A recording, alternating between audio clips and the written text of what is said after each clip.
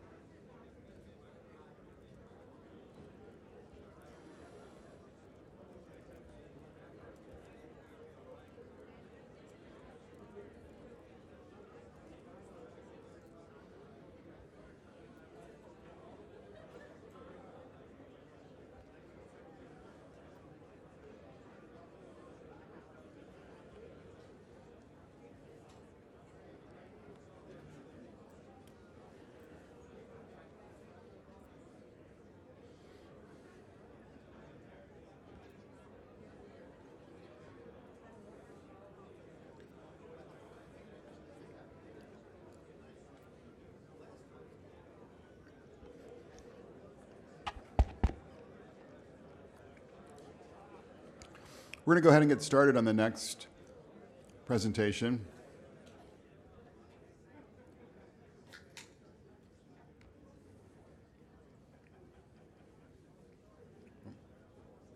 It's not working.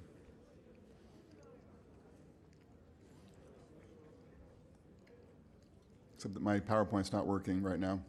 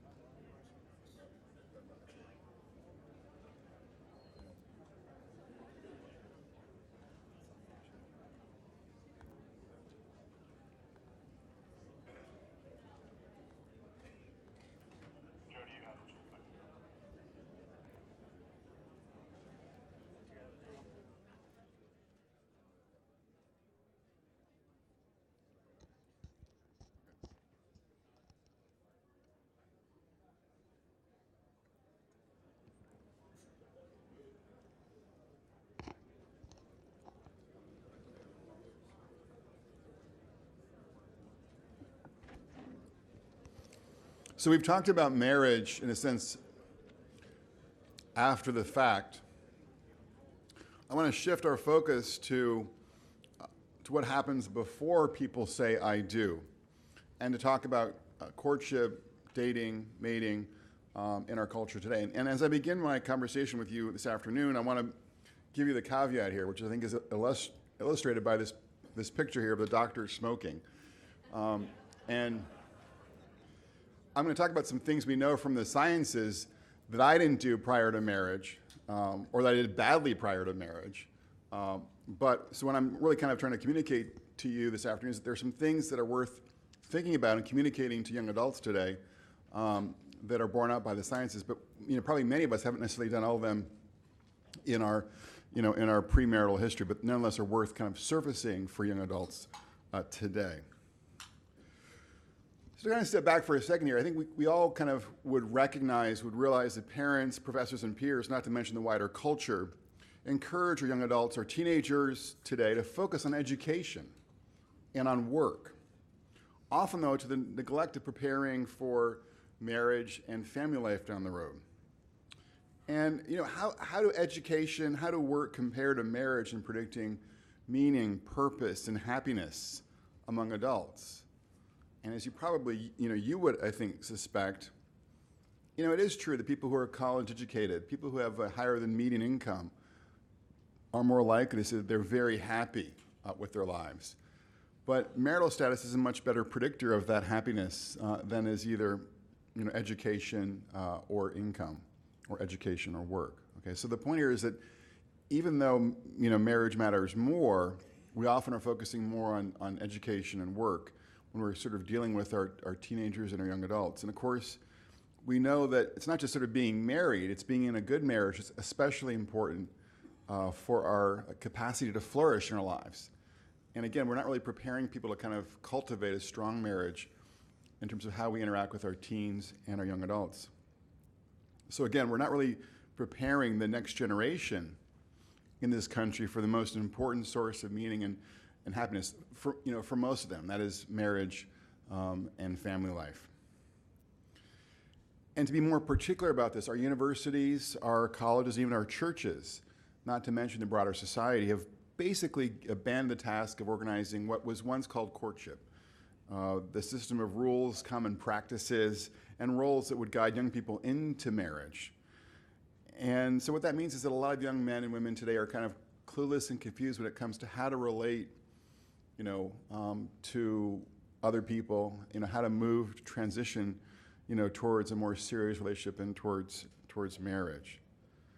And I'm obviously arguing that we should be thinking about this vis-a-vis marriage, and why is that? Well, marriage, of course, is an institution that virtually every culture has used to give kids the material, the emotional, the social, and spiritual support that they need from their mom and their dad, and also to, as adults, to order their desires for emotional, for sexual, for social, and material care and cooperation over the course of their lives.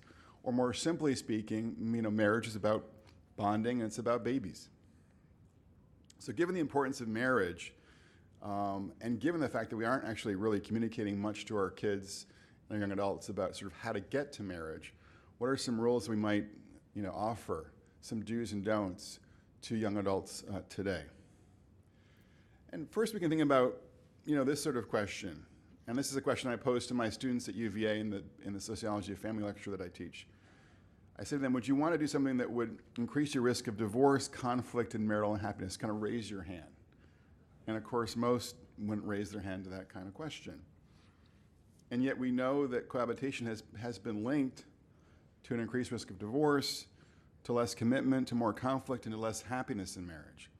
I'm sure many of you are familiar with the basic findings in the research here. Now, it is true that in some more recent studies, the clear connection between cohabitation and divorce has become more attenuated. And in fact, I think in this day and age that we live in, to be quite frank, I think for some young couples, cohabiting, ironically, can be a sign of kind of commitment and traditionalism, as opposed to doing whatever else is going on, in their milieu. So the link between cohabitation and divorce is less clear than it wants to be. But what is, I think, still very clear, and this comes through in the work of Scott Stanley, who's a professor of psychology at the University of Denver, has done some really great work on this question, is that cohabiting prior to an engagement, kind of what he would call sliding into a cohabiting relationship, is linked to some negative marital outcomes. Or cohabiting kind of without commitment. And this next slide gives you a sense of what Scott Stanley and his colleague Lena Rhodes have been finding in their work on relationships. So what they find is that in terms of looking at the happiest marriages, that people who did not live together prior to a public commitment are more likely to be in the happiest marriages, whereas folks who live together prior to a public commitment are more likely to be less happy in their marriage. And then another issue that confronts us today is this question of kind of having multiple partners, prior to the wedding day. And again, what people don't necessarily realize about that experience is it's linked, and it still is linked, in the research, to less stability in your marriage, and now also to less marital happiness. So work done by a variety of scholars, including Dan Lichter at Cornell, suggests that people who live together prior to marriage with multiple partners are more likely to experience divorce after they get married. And when you turn to marital quality, what you see basically is that particularly for women, the more experience they've had with partners, sexual partners, the less likely they are to be happy in their marriage, kind of moving forward. So, in most domains of life, if you're a teacher, if you're an auto mechanic, if you're a baseball player, a tennis player, the more experience you get, typically the better you are as a tennis player or a mechanic or a teacher. But when it comes to kind of serious relationships in marriage, that link obviously doesn't hold, as this slide both here and there suggests to us. So what's going on here? What is it about having multiple partners prior to marriage that seems to be a risk factor for marital success? And honestly, we don't know precisely the mechanisms. But some theories that I've heard articulated would be the following. One would be that maybe you're carrying a lot of emotional baggage, from some failed relationships in your past into your marriage that can have a negative impact on your marriage. A second idea is that we know that we're all creatures of habit. Okay, so if you're in the habit of, when things get difficult, you want to get out of that relationship. Well, any marriage is going to have its difficulties. And if that's been your pattern that you've kind of accumulated through a series of relationships, that may persist with you in ways that are not helpful into your marriage. And the third idea is that people may be kind of, likely to compare their current spouse to other partners in the past. And, it might be that your partners in the past one of them was better looking, one of them was funnier, one of them was more ambitious, one of them was more diligent, and that when you compare your spouse to those different characteristics of those different partners, it might be hard for your spouse to kind of measure up collectively to those different partners. So these are just some of the theories that we might use to sort of explain the finding. But the bottom line here, again, is that sort of having a history of multiple serious partnerships is linked to more divorce and less or lower levels of marital quality. Kind of to put this in a more positive light, what we were also seeing too is that people who take things more slowly in their relationships are more likely to flourish. Because people who kind of move more slowly into emotional and physical intimacy are better able to establish a foundation of communication, of trust, and emotional security that allows them to form a strong relationship and then move into a stronger marriage. Whereas folks who jump quickly into emotional or physical intimacy often don't have that kind of secure foundation that will then serve them well later on in life and later on in a marriage. So we see, for instance, in a report called Before I Do, that couples who did not begin their relationship by hooking up are more likely to be reporting high levels of marital quality compared to those who did begin their relationship with a hookup.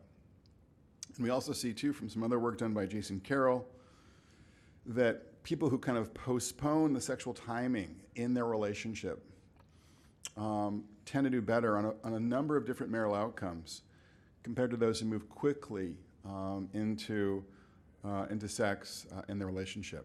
And it's a pretty linear story here, as this slide to my left and to my right suggests. Another idea, too, is that we shouldn't put off marriage too much, that there's some benefit to waiting a little bit, but that if you kind of postpone it too much, maybe into your 30s, for instance, there may be a downside to that. We see, this is a different point than the divorce point that I made in the previous lecture. So the outcomes for divorce and marital quality are somewhat different. So on the divorce side, it looks like kind of getting married in your late 20s and early 30s minimizes your risk of divorce the most. But if you want to maximize your odds of marital happiness, kind of getting married, roughly speaking, in your mid-20s seems to be linked to more marital happiness. And that's, I think, because on the one hand, people are mature enough to make a reasonably good decision, but they're not too settled, perhaps, in their ways. They're not kind of confirmed bachelors or confirmed bachelorettes.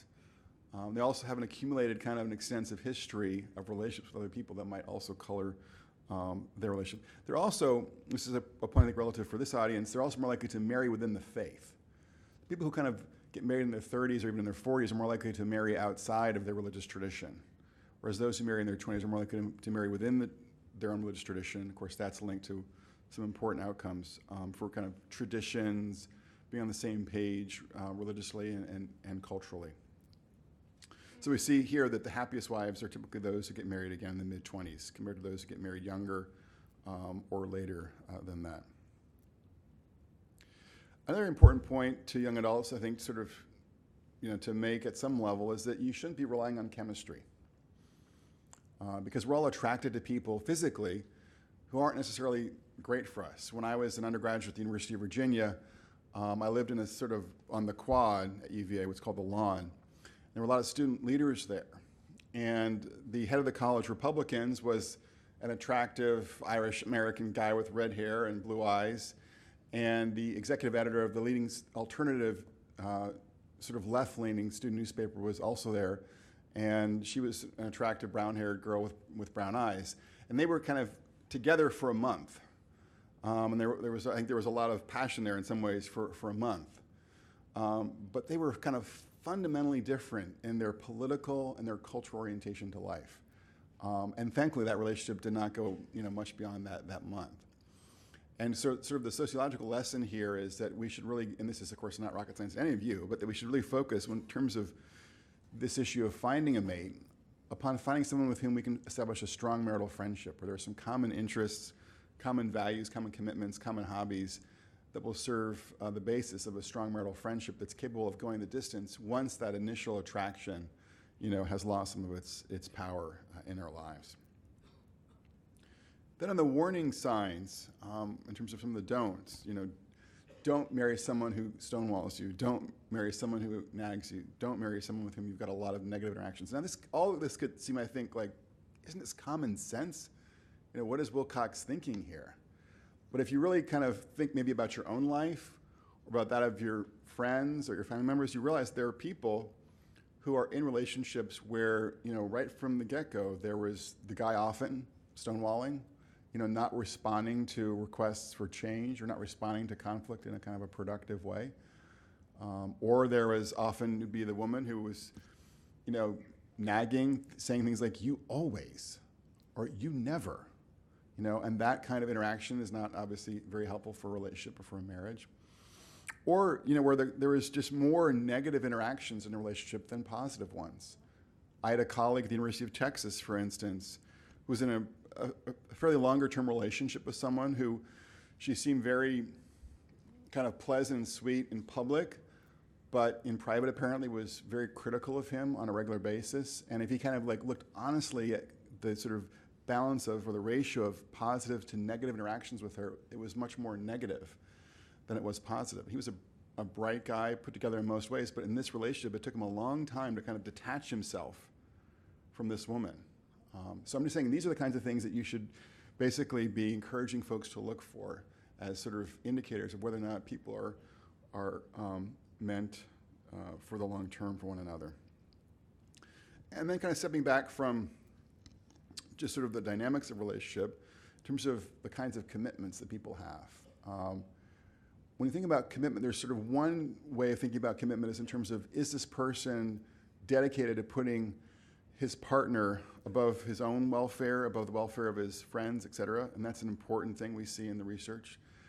They also see, too, that people who have a strong commitment to marriage as a lifelong institution, this sort of till death do us part ethic, like I mentioned before, are also more likely to flourish. So you're really looking for a partner who has these two different types of commitment as part of their approach to relationships and then marriage in particular is very helpful. And it turns out it's particularly helpful for men. And we're not, frankly, sure why it is that sort of locking in on a guy who's committed to the person and the institution of marriage is particularly helpful, but that's what the research suggests based upon Scott Stanley's work.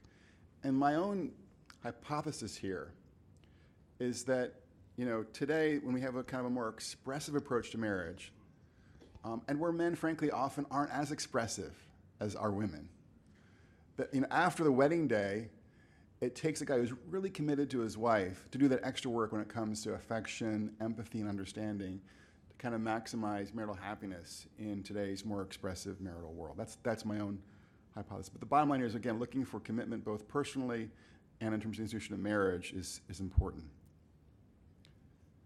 Then also, in terms of the virtues, again, I think we often think about, is this person attractive? Is this person intelligent? Is this person funny?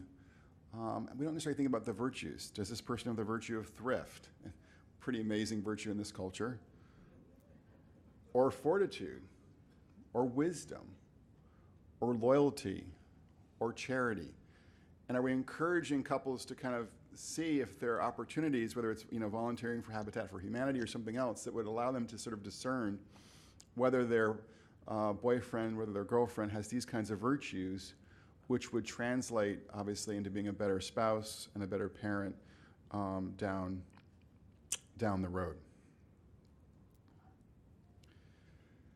And then also, our culture kind of has, obviously, a very individualistic ethos to it. And we tend to sort of think about love as something that just happens between two people.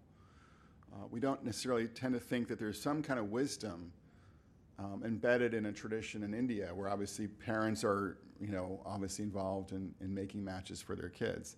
And I'm not saying we should go towards the Indian model, but I think we have to recognize that there's some wisdom, sort of embodied in that culture and its approach to marriage.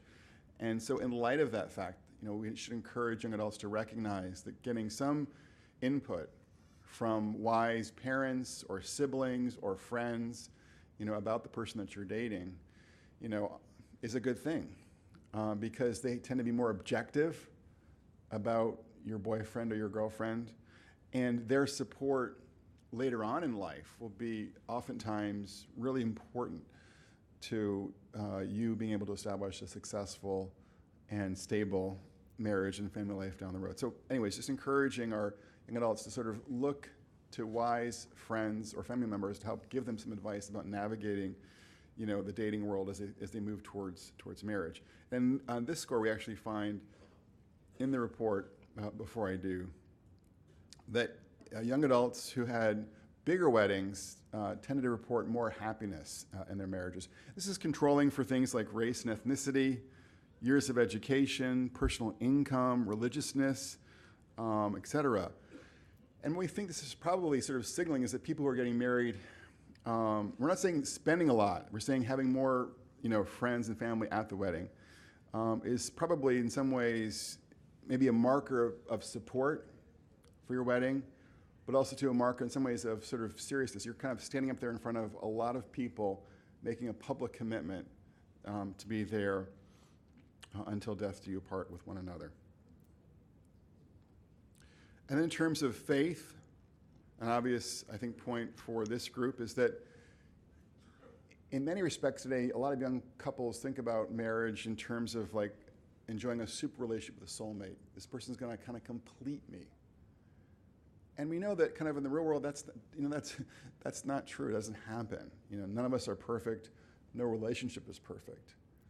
And so couples who have a more, I think, in a sense, realistic view, and who also kind of can look at things in a more religious way, can see how kind of a supernatural approach, a religious approach, gives them a kind of a more realistic take on marriage and family life, and also commitment to service of spouse that will sustain them through both the good times and bad times.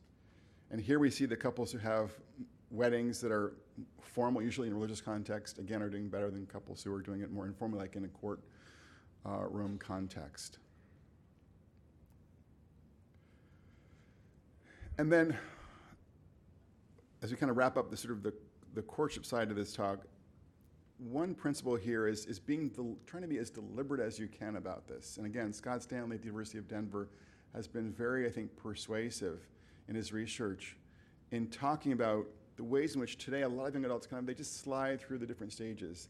They might meet at a party, spend weekends together, then they spend a couple nights together a week, and then they kind of slide into cohabitation. Then they get a couch together, they get a dog together, they might get a condo together these days, and then eventually they get married. It's just kind of a slide from one thing to the next sometimes they slide into having a kid together before they get married. And the problem with that is they've never had kind of a deliberate set of conversations, never had kind of deliberate set of choices that they've made about what's best for them as persons, as a couple. And so then when they get more entangled, they realize at some point they're really not meant to be together. And that obviously presents real challenges. So his bottom line is that doing more to encourage young adults to be decisive and to also break apart from someone who's not going to be a good marital friend in the long term is good. And here, to go back to a question raised in the last session, what we see actually is that couples who have some kind of formal preparation prior to marriage are more likely to report happier marriages compared to those who don't. And I think partly it's because it allows people to kind of talk through issues together. It might encourage some people to break apart, but it's also the case, too, that I think it gives especially men an opportunity to kind of talk through things like parenthood, in-laws, friends, sex, money, in ways that, you know, can be helpful for kind of building a pattern of couple communication moving forward in the marriage. So I've given you some ideas about some do's and some don'ts when it comes to this question of kind of dating and mating. But I also, before I conclude, I want to say a few things about kind of some rules for contemporary marriage, kind of after people kind of cross that threshold. And I'll just leave it at kind of 3 don'ts and 3 do's. So in terms of the don'ts, I would say one thing is don't fall into kind of the 50-50 trap, this idea of thinking that everything that you do has to be divided right down the middle, okay? I know a couple at UVA, for instance, who had we have charts on our walls for our kids. You know, you do this, you know, this chore, that chore, you know, so-and-so do that, so-and-so that. But Danielle and I don't have charts for one another, okay? But this couple had a chart for one another, just to kind of keep track of whether or not they were kind of living up to their ideal of a 50-50 marriage. And I can't imagine anything more kind of debilitating than having that kind of chart with my spouse, kind of keeping track of me in that way. But the point here, of course, is that kind of keeping score, you know, with your spouse in that manner is not very good. A second point that I'd make is that we all have different gifts, different talents, different interests, and that, you know, it's wise to try to align those in a marriage with, you know, people's responsibilities in the home. Now, of course, there are some things that have to be done that neither spouse likes to get, you know, to do, and those you should try to, you know, divvy up in some kind of equitable fashion. But the point I'm making here is that you should try to build much of your family life around the things that the husband and wife, you know, has some kind of unique, oftentimes, excellence in. And the final point here, of course, is that, you know, the point of marriage in part is to build a relationship of mutual dependency, where you're depending upon your spouse for things that you're not able to do or not able to do as well as they can, and vice versa. And that mutual dependency, you know, builds a sense of commitment and appreciation and gratitude in, you know, in the best marriages. Now, having said all this, it's important for me to be clear. I'm not saying that fairness or equity isn't important. It is exceedingly important. And we have to be, you know, careful, especially us men, to realize that there is a large minority of women out there, a large minority of wives who feel like things are not fair for them. And my own work suggests about 38% of wives report that their marriages are unfair. And these marriages are much less happy, and they're much more likely to end in divorce court. So the challenge is to forge a marriage where, you know, a sense of fairness is a reality, and that in many contexts that means that the husband in particular needs to be more attentive to sort of figuring out what kind of role is he playing, both vis-a-vis his marriage, you know, his kids, and the responsibilities that are kind of attendant to sort of family life more generally. Going back to the don'ts, another don't to kind of be aware of is don't cross boundaries with the opposite sex, both kind of in the real world, if you will, and the virtual world increasingly today. So in the real world, we live in a society where there are very few kind of rules governing how people relate to the opposite sex. You know, in the workplace, maybe in the neighborhood, maybe in the local club, whatever. We socialize, we travel, we work closely with folks. And people aren't always very prudent about sort of how they do things. So, for instance, if you're on a work trip and you're going without your spouse, and there's an attractive colleague going on that same trip, say to some kind of team building process in Hawaii, probably it's a good idea not to go out to the bar late at night with that colleague and hang out and talk. You know, it's sort of basic prudence that I don't think we as a culture really, you know, talk much about, but it's worth, I think, trying to communicate that idea, sort of the idea of prudence when it comes to dealing with people of the opposite sex after the wedding day. And likewise, and especially too for men, I think we should be aware of the fact that pornography is a major force in our culture. And there are big debates in the sciences about how much pornography has kind of a uniquely causal impact on marriages, but it certainly is correlated with lower levels of marital quality and with more marital unhappiness and more divorce. And the bigger point that I would make here is that we need to basically encourage our young adults who are kind of getting married or kind of moving into marriage to recognize that their focus, kind of emotionally and practically, should be on their spouse. And it's this reason why these kinds of things can be, you know, a challenge. And so it's really kind of in a more positive way to sort of think about encouraging them just to maintain, again, their attention and their focus on their spouse and not on someone else, either real or today in the virtual world. And then that same spirit, again, I think we have to, particularly in a world where marriage is experienced as a much more emotional thing. Now, I ask my students at UVA, you know, if you were living 200 years ago, I'll ask my female students this, you know, how much concern would you kind of put on your husband or your potential husband being, you know, affectionate, empathetic versus being a hard worker? And they say, well, if I was living 200 years ago, I probably would focus a lot more on him being a hard worker than sort of how empathetic or affectionate, you know, he was. But that was 200 years ago.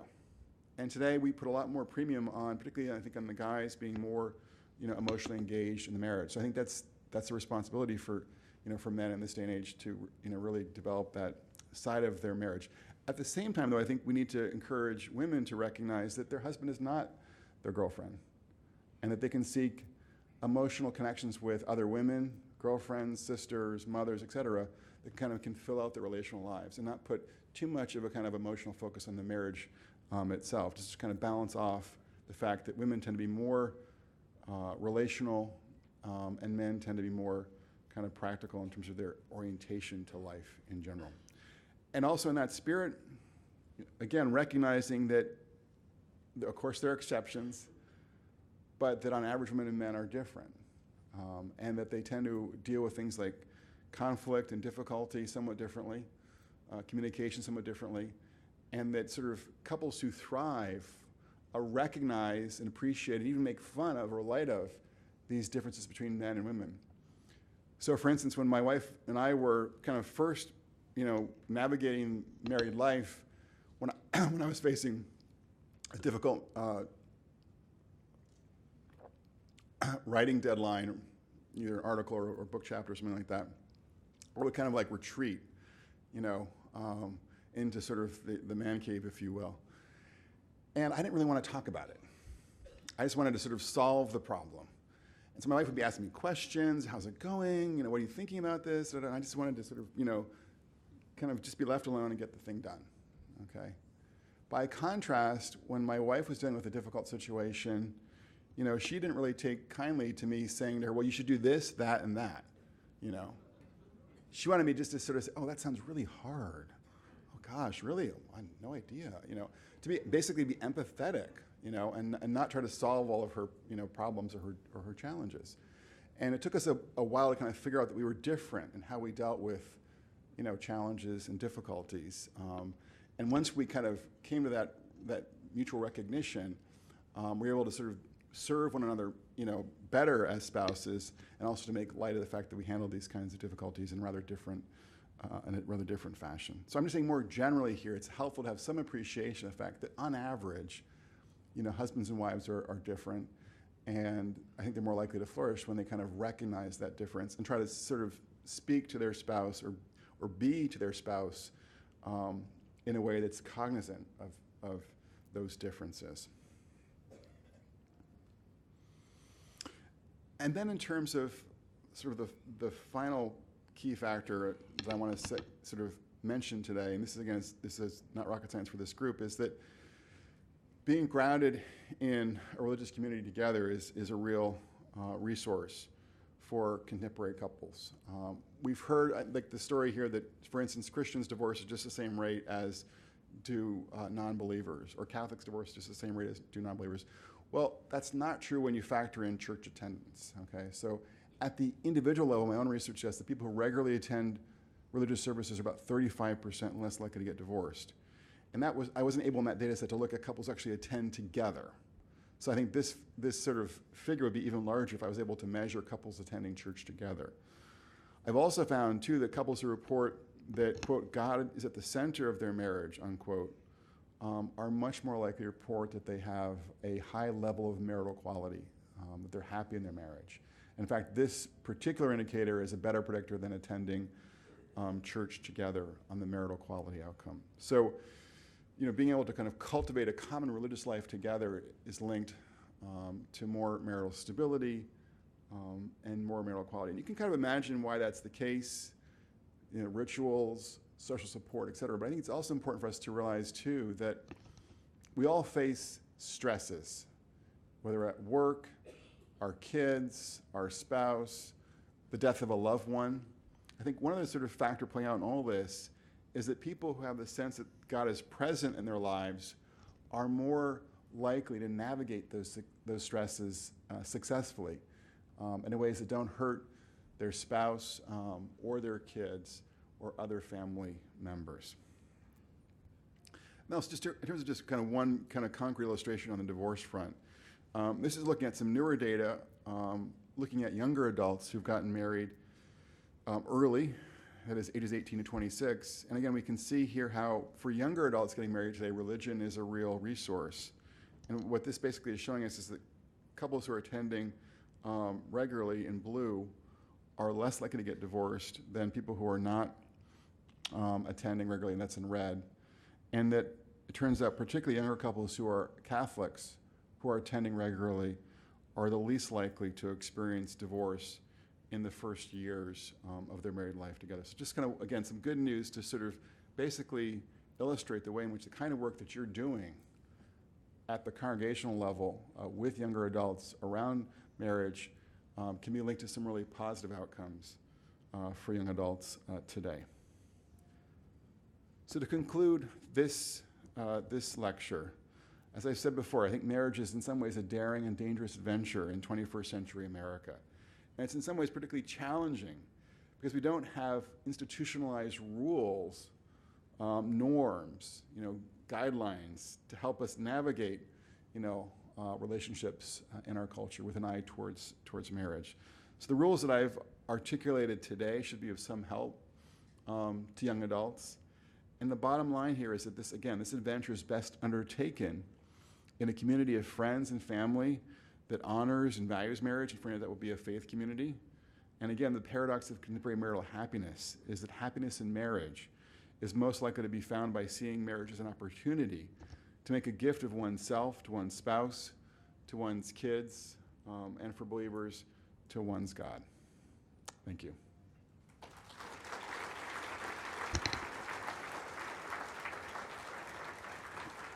And if you're particularly interested in this question of what predicts better and worse outcomes when it comes to the phase, before marriage, the relationship phase, the mating and dating phase, the report is Before I Do, and one way to access it is online at before-i-do, before-i-do.org on the internet.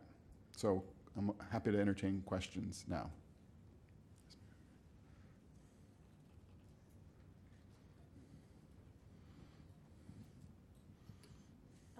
Why did no prenup merit a bullet on your chart?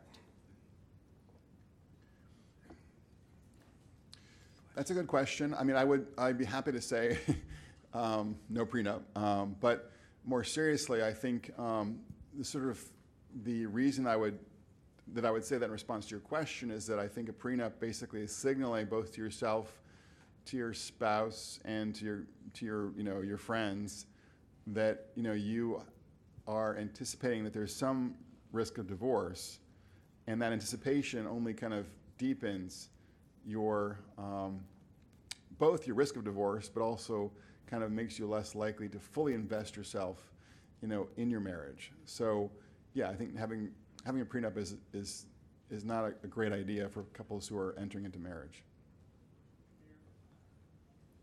I think it's fair to say that we as deacons probably deal with more marginal couples than our brother priests do.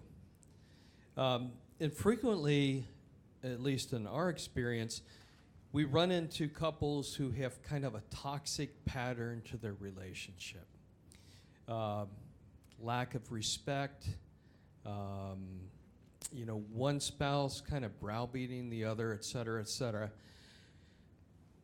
Are we better off, at least, and this is in generalities I'm asking this, are we better off helping them to form a healthier relationship pattern, or are we better off, this isn't just in general, encouraging them to split up and look for better partners? Yes, no?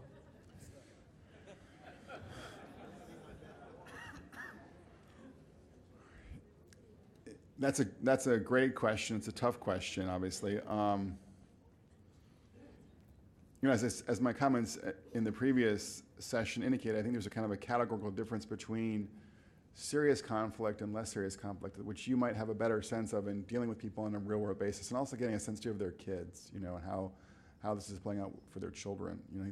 Those two things would kind of, I think, enter into kind of the calculus that I might have were I in your shoes. Oh. Wow. Okay. Sorry. Well, for couples who are preparing for marriage, then yeah, definitely I would encourage them. This score is really hard to do, but is to encourage them not to get married. Yeah.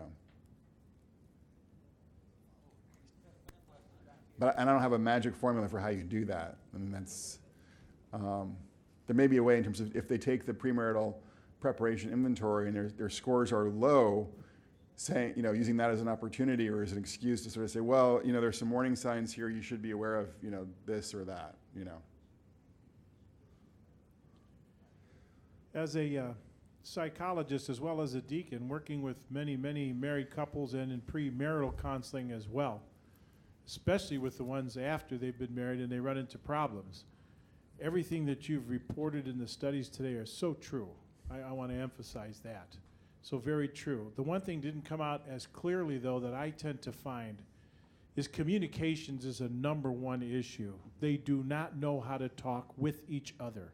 Yeah. They can talk at each other, but not with each other, which really, they're not communicating. And they're on different wavelengths. So they're emotionally disconnected as a result of that. And I think for all of us here who try to help, we have to be very careful that we don't talk at them, okay? Because the church is full of blemishes, and they don't just take what we say because we said it, and they don't take it because the church said it. We have to convince them, that we're really there to help them help themselves and to learn how to resolve issues together. And once we get that message across to them, they're going to more likely to listen to us and the kind of things we have to suggest to them as to what might be helpful in growing their relationship and to take a good critical look at things.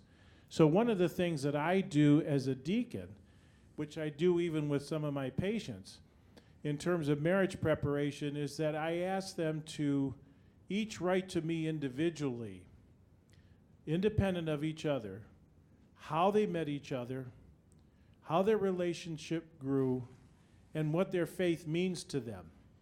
And the real import of that is that they get to process it for themselves and see what it is, and then we can talk about it even more.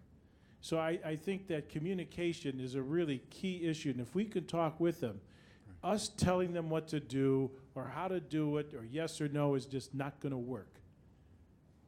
So I just offer that as some help. Yeah, I think that's a great observation, and I would add it. Actually, I think it connects to the pre-Cana finding or the premarital preparation finding in the research, in the report before I do. I think one of the big advantages to that experience is it's one of the first times that many couples really actually communicate about tough issues like how they're going to, deal with money, how they're going to deal with that college debt, how they're going to deal with, work and family when kids come along, how they're going to, deal with their in-laws. And it's those conversations that take place in a pre-Cana context, for instance, in the Catholic world, that I think can give them some experience for how to deal with similar issues once they arrive, or once they arise in the marriage itself later on. But yeah, what you said makes a lot of sense. Yeah, if I can add one other thing, I think to keep reminding ourselves that our young people, as well as us, of course, but as our young people in particular, have grown up in a very highly competitive culture. And to help them realize that they're not competing with each other, that they're basically on the same team, and how to support each other and help each other and have each other's back versus competing. Instead of I'm right, you're wrong. You know what I mean? I have a better idea than you do, or whatever. Right. Yeah.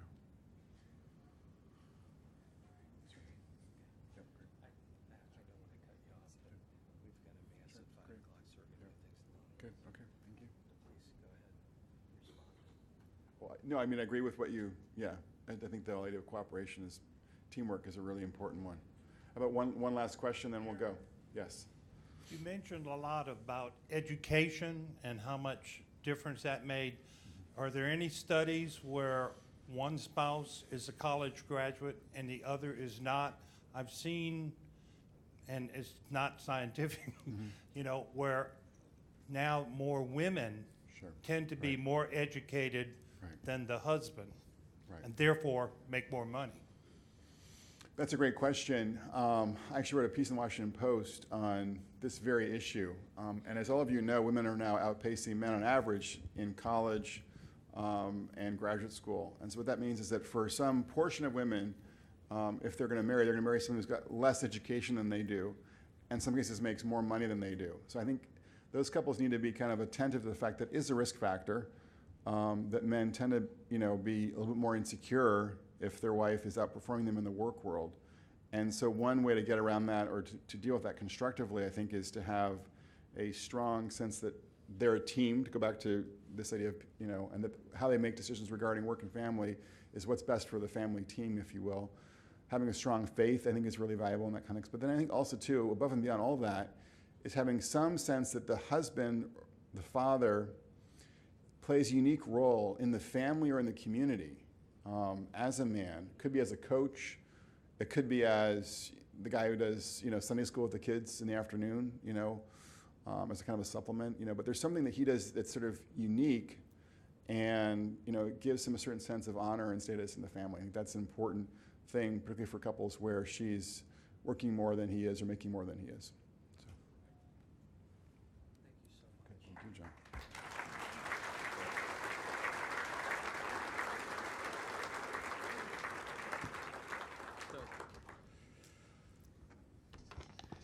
We're going to start the next talk in 10 minutes so that we have time to at least migrate from here to the church without being on a dead run. Just as a reminder, for those presenters who have given us their permission, the videos of all these presentations and whatever handouts they give to us will be on the www.ndice.net website in about 2 months. So you can always feel free to refer back to all these great talks at a later date. Thank you so much, Dr. Brad. Thank you. 10 minutes.